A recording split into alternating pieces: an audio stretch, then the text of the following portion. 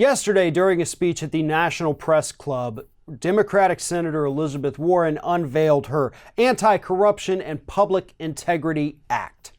The goal of this bill that Elizabeth Warren has written is to basically close the revolving door, shut it down forever between members of Congress and lobbyists in Washington, D.C.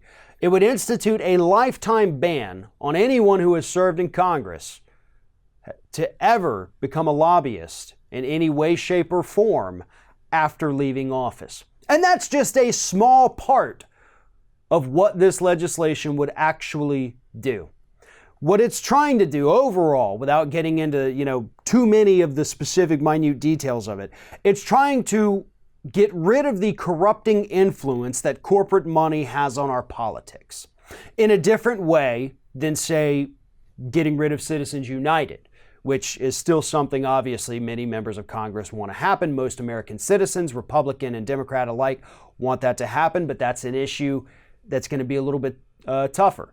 Elizabeth Warren right now is working on the other route, and that is the lobbyists.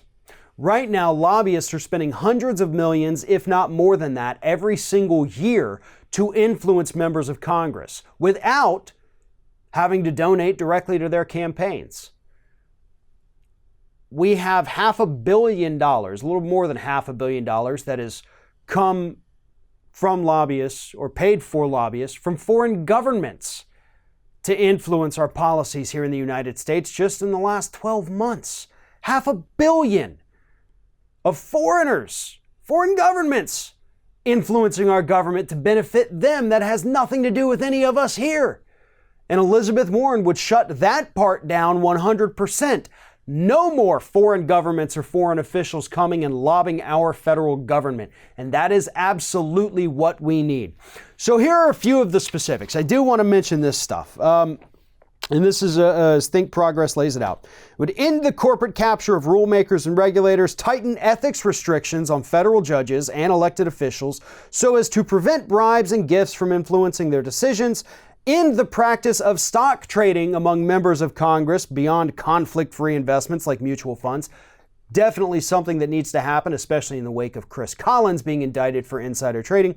Create new transparency regime that would bring the financial and tax histories of elected officials into the light, as well as closing loopholes to open records laws that currently allow influence peddlers to obscure their dealings. Think Progress, there's a link in the description of this video, has a great kind of layout of everything that this piece of legislation would do.